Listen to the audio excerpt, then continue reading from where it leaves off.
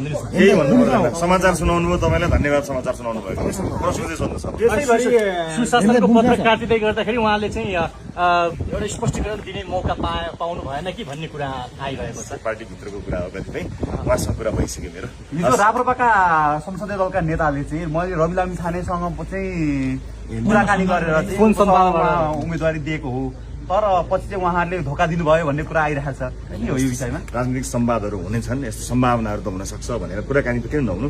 अन्य सबै दलहरूसँग भएको हो। धोका भन्दा पनि कहिलेकाहीँ के हुन्छ भने अन्तिम समयमा कहिलेकाहीँ हामीले सही निर्णय गर्ने समय आउँदाखेरि कहिलेकाहीँ अन्य फ्याक्टरहरूले पनि काम गर्छन्। त्यस्तो केही होइन। सहकार्य गर्ने ठाउँ कति आउँछ नि, ज्ञानेन्द्रजीले तपाईँले विश्वास गराएर चाहिँ पठाउनु भएको थियो भन्ने उहाँहरूको दाबी। अब कुरा लाउने काम नगर्नु है। ज्ञानेन्द्र चाहिँ मेरो असाध्यै राम्रो साथी हो, उहाँ सधैँ साथी रहिरहनुहुन्छ। राजनीतिक सहकार्य हाम्रो कयौं सहकार्य गर्न बाँकी नै छ। एउटा मागले कहाँ जाडो जान्छ। धन्यवाद।